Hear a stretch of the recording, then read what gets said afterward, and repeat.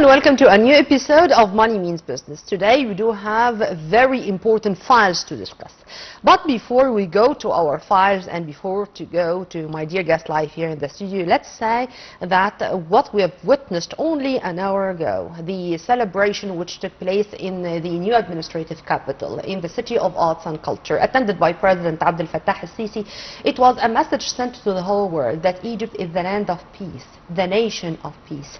And when we are all the time the pillar of peace and stability in the Middle East, this means that whenever there is stability, there is economy. Whenever there is stability, there is economic progress. And whenever there is peace and stability, the whole Middle East region and maybe the whole world is going to enjoy prosperity and welfare. And this is the core of the whole issue. Egypt is working for peace since the dawn of history, since Ramses II signed the very first peace treaty with the Hittites thousands of years ago. It was proven that the Egyptians are always working for peace. And President Abdel Fattah al-Sisi is continuing what his ancestors did thousands of years ago. I just wanted to deliver this message because if we are going to talk about achievements, about economic progress, about welfare, prosperity, strategic partnerships between Egypt and the European Union and between Egypt and its allies all over the world, this is the result of peace. This is the result of stability. This is the result of working to achieve peace and stability in Egypt and in the whole region. Well, within the framework of the comprehensive strategic partnership between Egypt and the European Union, in Brussels, a very big event took place, the very first Egyptian-European Joint Summit, as President Abdel Fattah al-Sisi co-chaired the summit, and the whole visit witnessed a number of activities and a number of achievements. Let's know in more details in the coming comprehensive report about what happened in Brussels, and we are going to return back with more and to discuss and in detail what was going on and what are the fruitful outcomes.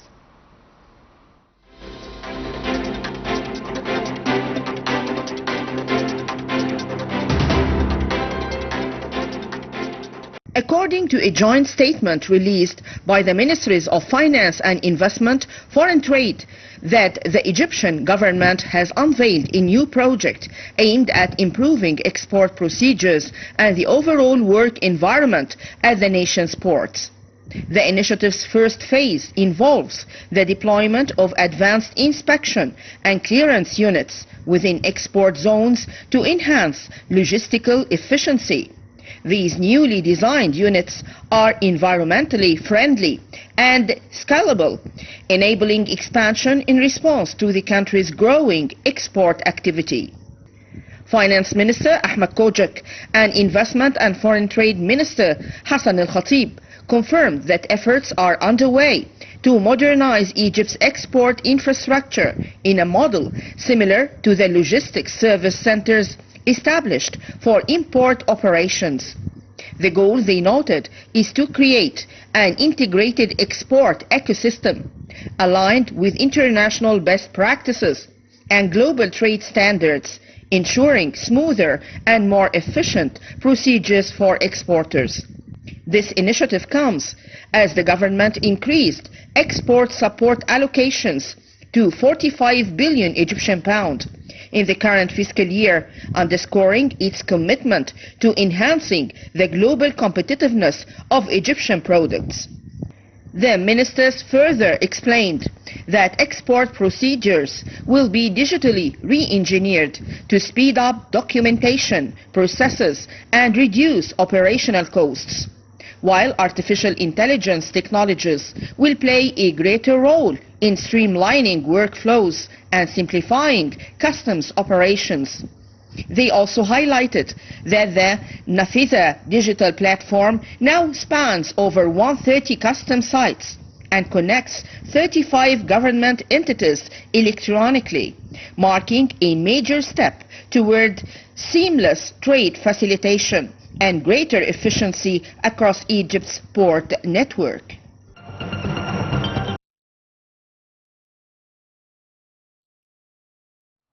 Well, I beg your pardon. This was our second segment, as according to the joint statement released by the Ministries of Finance and Investment, Foreign Trade. The Egyptian government unveiled a new project aimed at improving the export procedures, and this was also one of the important topics we were going to discuss, and we are going to have the other reporter regarding the EU First Egyptian Summit, which was held in Brussels with the attendance of President Abdel Fattah al-Sisi, as he co-chaired the meeting. But let's go into our issue and our main topic of this episode, and regarding the Egyptian EU signing of the 4 billion euro deal under the second phase of macro-financial assistance. We are very much delighted to have with us our prominent guest, Mr. Nader Khedr, our economic and investment advisor. Thank you very much for being with us, sir. Thank you. And let's start immediately with the importance of the Egyptian EU strategic partnership before going into details, because the term itself of a strategic partnership indicates a lot. Of course, the EU is considered to be the second largest economic partner to the Egyptian economy. In terms of investment, in terms of trade, in terms of experts, even in terms of know-how transfer and exchange of knowledge, especially specific nations like the UK, France, Germany, whom represent the main pillars for the EU and sharing in reputation and in changing pace the chairing of the EU. Accordingly, Egypt as a primary nation in the region and a very strategic position, even politically, location, economically, and as a market size also, is considered one of the largest markets or even the largest in the Middle East. Accordingly, Egypt is a very important partner to the EU. This is where comes the importance of allying with Egypt to have the adjustable and justifiable labor prices, labor force to manufacture, there are a lot of factors. And investments, land, resources, being located in the routes, all this. Being a partner to the EU is very important to Egypt, as Egypt is seeking the new technologies for all manufacturing industries and all updated procedures and know-hows in even trade routes management, education, healthcare, whatever. Also on a governmental level, we can see the importance of the partnership with the EU for having our economic spearheads to achieve communication, effective communication regarding any needed resources, any needed settlements, any needed resolutions, to have our economic pioneers having their places and located pioneerly in the international market. Adding to this, having the economy as a supportive side for politics and having the politics as a supportive side for the economy is where the partnership and the partnership of EU and Egypt translates this phrase. Because if there was not any importance economically for Egypt, for the EU, we wouldn't be able to achieve any diplomatic progress that we have achieved during the United Nations General Assembly for the recognition of the Palestinian state. The Egyptian relation with our EU partners indicates a lot. I mean, when it comes to our exchange visits on the political Exchange leadership visits, level, economical relations, political... the contacts all the time between our top Exactly. diplomat and other counterparts from all over the European Union. I mean, today, for example, Foreign Minister Badr Abdelati held a meeting with the Romanian counterpart, and he had a phone call with his Dutch counterpart. But, sir, you know, there are things, even if they look that tiny, or not so many people would really have have a say in it. When President Abdel Fattah Sisi addressed the gathering, he looked at Ursula von der Leyen and he said, "Thank you, Ursula." Of course. Thank you, von der Leyen. And when President Abdel Fattah Sisi went into the room, the way the EU leaders received the president, the way itself... It was very significant, of course. Very significant, and said a lot. And it seems that into action, their body language and the way they received the president turned into action with the 4 billion Not only the 4 billion, we are talking about 1.2 billion and the recognition euros of the investment. Egyptian economic reform, and this is exactly what I wanted to say. How do you see the 4 billion euro grant, or let's say loan or support, Financing, and the Egyptian economic reform program implemented on the ground and making all the time and all the way fruitful results? To be frank, any economy has to be reformed every time, and every now and then should be tested and adjusted according to the new needs and new requirements of the global economic environment. Accordingly, Egyptian economy is very resilient, very diversified, very comprehensive, serving very large market. We are talking about over 100 million citizens, adding in addition to the other groups of other nations that we are hosting here. This means that the Egyptian economy should always be in development, should not only be reformed for a while and then settled. No. The basic definition for economy is, states that it is the interaction between the powers of the market, which means if we are talking about manufacturers, marketeers, suppliers, traders, consumers, clients, banks, financiers, you name it. All of those are the powers of the market. All of those are interacting.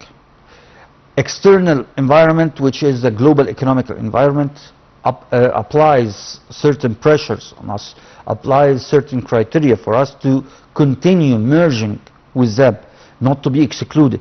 Accordingly, we have to cope with this. So we need to reform, we need to update, we need to... And to be flexible? Be more flexible, not only flexible, to increase our flexibility every and each time we do the reform. According to the surroundings and according to the circumstances. What happened to the trading route in Suez Canal due to the Gaza war? We had to act fast. If we didn't act fast, and President Abdel Fattah Sisi, with his wisdom and clear vision about what should be done, we couldn't have recovered more than 40% of what we have lost due to this war. After the Russian-Ukrainian clashes, we did lost a portion also of the Suez Canal trade route. And there is global inflation, supply, of course. chain supply. Adding to this the implications of the coronavirus, implication of supply chain crisis, implication of what crisis you can name it. We, at the last 15 years, we have suffered more than 7 economical crises consecutively. Yeah. If we didn't have a clear vision, and political leaders that can read what should be done and when to be done, because the time is very precise here. We would have suffered. More than once, we don't have the Yes, luxury of time. exactly. But sir, let me here speak on behalf of the layman in the street, the Egyptian citizen. Do you think that those sums of money for financing projects and stuff like that is going to decrease inflation, for example, afford more job opportunities, taking the prices lower, stuff like that? Or these are things which can be felt not today, not tomorrow, but it needs time? Which is which? Okay, we are talking economics. Yeah. Economics means numbers. Mm-hmm. Since the crisis has started, post the coronavirus 2020 and what happened in 2021, the clashes of the Russian-Ukrainian February 2022. Okay, we have suffered in our trade balance severely. That resulted in March 2022 that we have started to see our FX rate against the US dollar deteriorating, right? Over more than 18 months, we have seen the deterioration of the Egyptian pound. Now, for more than 10 months, we are seeing the deterioration of the US dollar rate against the Egyptian pound. Why is that? Because we have stabilized. We have reached the point of re-leveling ourselves. Accordingly, whatever number is coming now from whatever source of financing, foreign investment, debt, financing, co-financing, co-investment, grants, guarantees, whatever, or even governmental bonds, it will help to strengthen our position, lower our FX rate with the US dollar, helping the manufacturers to find more or in supply. the far future? In the near future, and we are seeing it now. We have seen a drop of 6%, 6 to 7.5% of the FX rate against the USD in the past 3 months. We are talking from 50 to 47.5 today over the past 3 months, which is significant. This means that the importer or the manufacturer would find his raw material and inputs in lower price. This would be reflected as a trickle-down effect over the coming periods. We are waiting to see the more deterioration and the FX rate of the US dollar against the pound over the past 2 to 3 years, because we have reached, as I said before, the leveling situation, enabling us to recap and diminish our gap of foreign trade currency. Our international reserve has started to surge again. It's not surging with the pace, required pace, as we have been witnessing before in the early decade of 2000s, but yet we are starting to increase again. This is more support to the Egyptian pound power against other currencies. Our main issue or the main dilemma that all governments of Egypt are trying to solve and giving it the first priority is to keep the products in the market. We cannot tolerate to see the issues or the crisis that happened in the European markets when the people went to the supermarkets and nothing was on the shelves. Here in Egypt, we have passed through 2 revolutions, more than 7 economic crises internationally, and tell me one good or one item that was not found on the shelf. Even when we have suffered a deficiency in the strategic products such as sugar, wheat, and rice, it was available, but yet little bit higher price. This is the main issue. Other than that, outside of Egypt, there was no item at all to buy. Even if you have the money, exactly, you cannot find it. But sir, because of what you've just said, I wanted to focus on the Egyptian-EU strategic partnership as a win-win situation. Yes. I mean, the Europeans themselves are suffering. From one side, the American-Chinese war and the tariffs imposed on goods, and what's going on, the increasing interest rate, I mean the inflation, even America itself with the shutdown issue. I think they are going to continue to suffer with this for such a period of time. And from the other side, the Russian-Ukrainian war, and the Russian-Ukrainian war meaning there is also an energy crisis, which and this is the fourth winter, and for them it's going to be a big issue. So how do you see that the strategic partnership between Egypt and the EU is a win-win situation? I mean, if we need to transfer technology from our developed countries or our allies there, also the Europeans need what we do have here, as you've kindly mentioned. Would you please, I'd like to focus on this a little bit more. The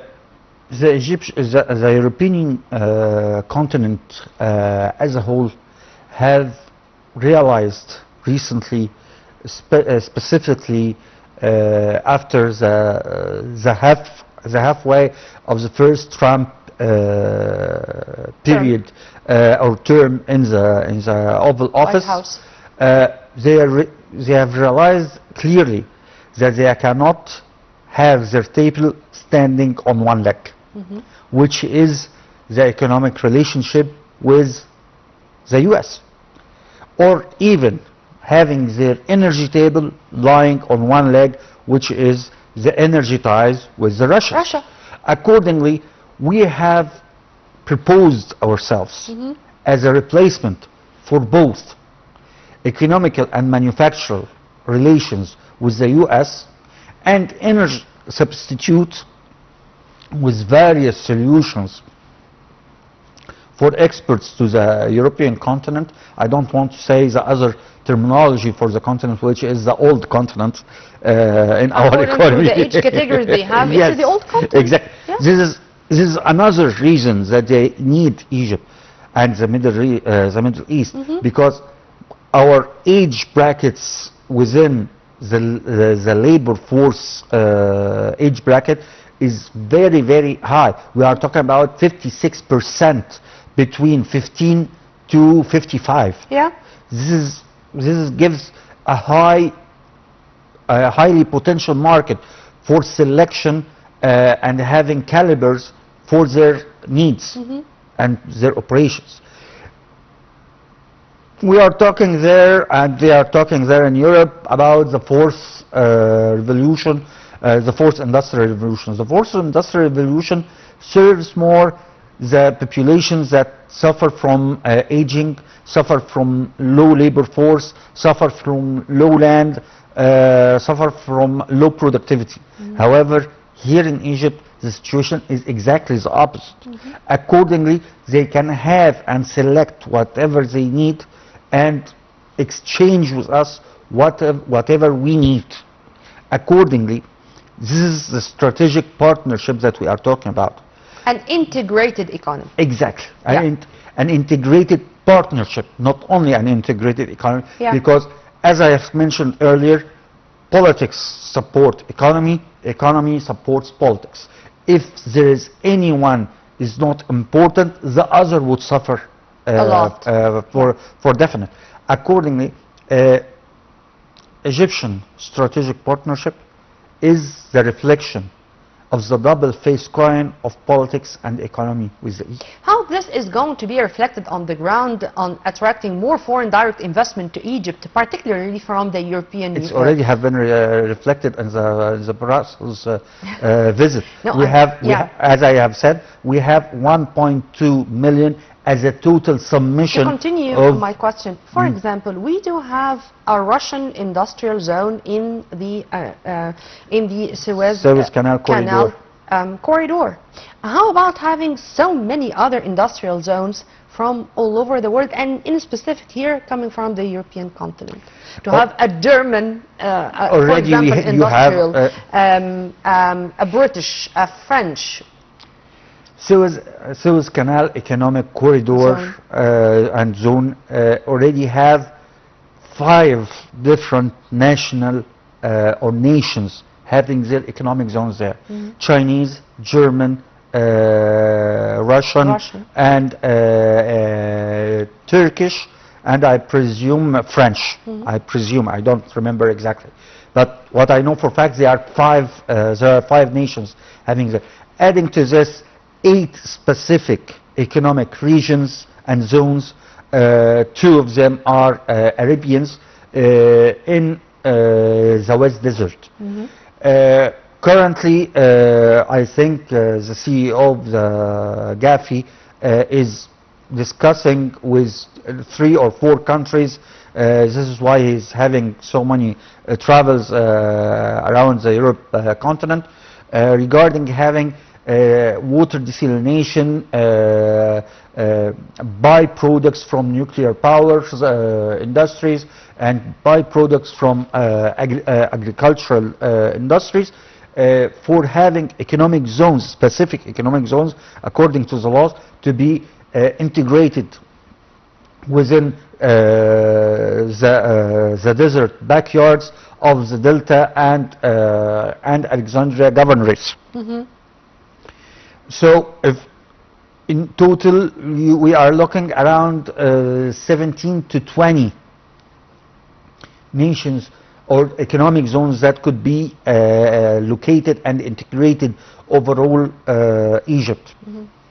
Yet the industries that they are very focusing on are what we are really giving a priority now. We are looking forward in Jan 2026 to avoid the implications of the CPAM, the carbon adjusted parameters measures for the imports to Europe.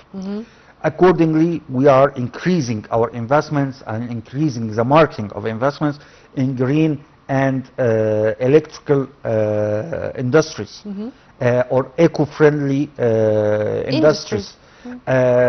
Where we have green hydrogen, we will have solar energy of CSP. This is it. President Abdel Fattah al-Sisi, when he was speaking with some of the European leaders regarding solar energy, for example, he said it to them just like that. You want to have solar energy? Would you please? We'd like to have a complex, a number of factories which are going to be specialized in the production producing of the components of solar stations, solar panels. Yes. If for the wind energy, for example, then the turbines to be also manufactured here in Egypt with your technology. How do you see this integration or integrated economy or I don't integrated see it. I work industrial? on it. We work on it currently. Okay. We have factories being located and integrated on the ground in the Suez Canal Economic Zone and in the free zones. We have factories to manufacture these components. The supply chain is being transferred. And I want to go from this to the private sector, the role of the private sector.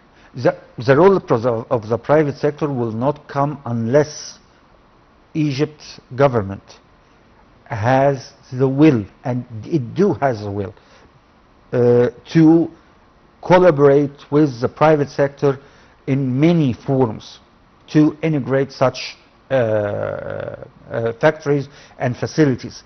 The first step that indicates the will of the Egyptian government for this is the document of state-owned or state ownership management policies that has been published 2 years ago and being processed currently.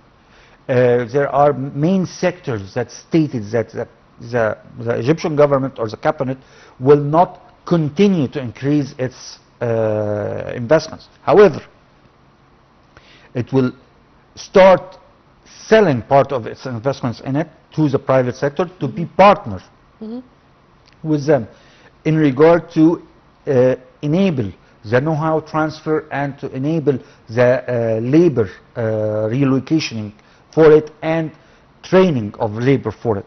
Accordingly, we started to have very sophisticated dual education system schools in such places and in such industries, like for example the garment sector. We started to have dual education system schools in the private sector factories to train and enhance the capabilities of the labor, where they are being contracted with the international garment manufacturers in Turkey, in Greece, in Germany, in many other European countries. Here's what I was saying about the age bracket and the need of the old continent. Taking advantage of the age bracket of the labor force here in Egypt would benefit them to keep their factories going on, yet they will have to expand their investments here in Egypt to cover the gap in production that they will be suffering from due to the limitation of the land resources there. This is the strategic partnership, the strategic integration that we were talking about. On the other side of the European issues, the energy issue, as you have stated, President Abdel Fattah al-Sisi has tackled with them the issue of the solar energy. Egypt land is fortunate with 14 hours at least in summer and 10 hours at least in winter of sun. All this is energy, can be transformed and exported through linkage network and distribution network. Sir, also, if you permit me, I'm not going also to speak about what President Abdel Fattah al-Sisi said in the meeting, but also with von der Leyen. Of course, she also announced the signing of the new agreement to support the Egyptian economy, describing it as, and this is exactly what I wanted to focus on, a crucial step toward creating a more attractive business environment and drawing greater investment to Egypt. This is how she looks at the whole issue, if you want to elaborate more. According to the International Investment Report that was issued in 2024, more than 15% of the international foreign investment size was demolished in 2024. This is because they didn't find suitable destinations providing the needed criteria for their investments to be relocated. Accordingly, if money stayed put, it would lose its value. That's what main economists say. Accordingly, as the European Union is mainly established on economic pillars before political pillars, it should tackle always the value of its power and its currency. It's welfare and wealth management. So this is, as I have said, Egypt is a large market.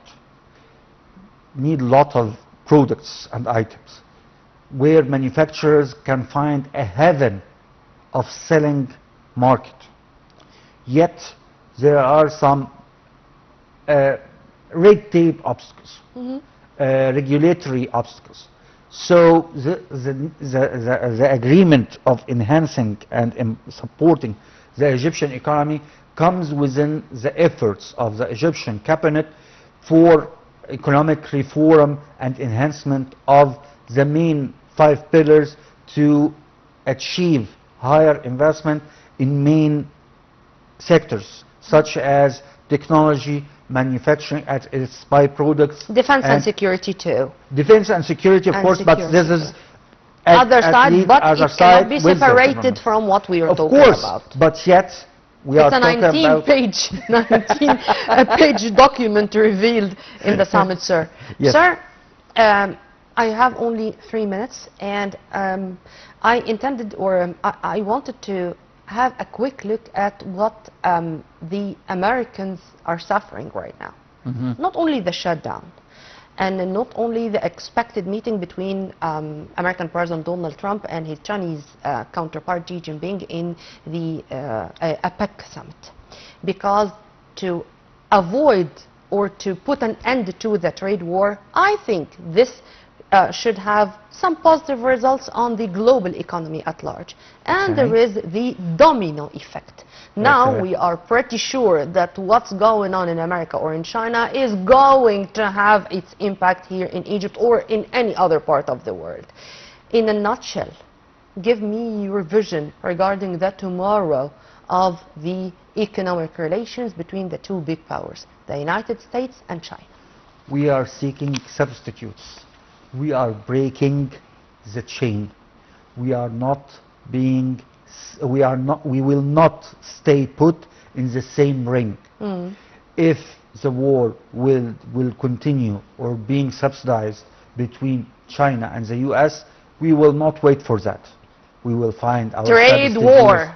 We are very specific. Yes. Trade war. Just trade war. No more than that. And God forbids if any other thing would happen. Of course.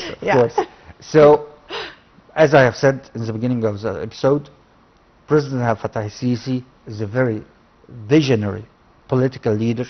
He has been knowing what will happen. He has been seeking to secure substitutes for all connections, for all allies, not tolerating any risks, not tolerating any hazards regarding the resources of manufacturing input, the resources of oil, the resources of energy, resources of political support, even though the diplomatic resources for compiling the Egyptian will over the UN nation. Well, let's hope that tomorrow is going to be a better tomorrow for the whole world. It will. And let's bear the responsibility that all the time Egypt is the big sis, and Egypt is the pillar of stability and security here in the Middle East. Well, Dr. Nader, thank you very much for your input, sir. Thank you. And we were very much delighted and honored to have with us live here in the studio our prominent guest, Dr. Nader Khedr, our economic and investment advisor. Now I'm going to leave you with this comprehensive report regarding the EU-Egypt first strategic conference regarding our strategic partnership, which took place in Brussels with the attendance of President Abdel Fattah al-Sisi. Till we meet again same time on Nile TV International. Many thanks for watching. This was Nurmeen Abdurrahman.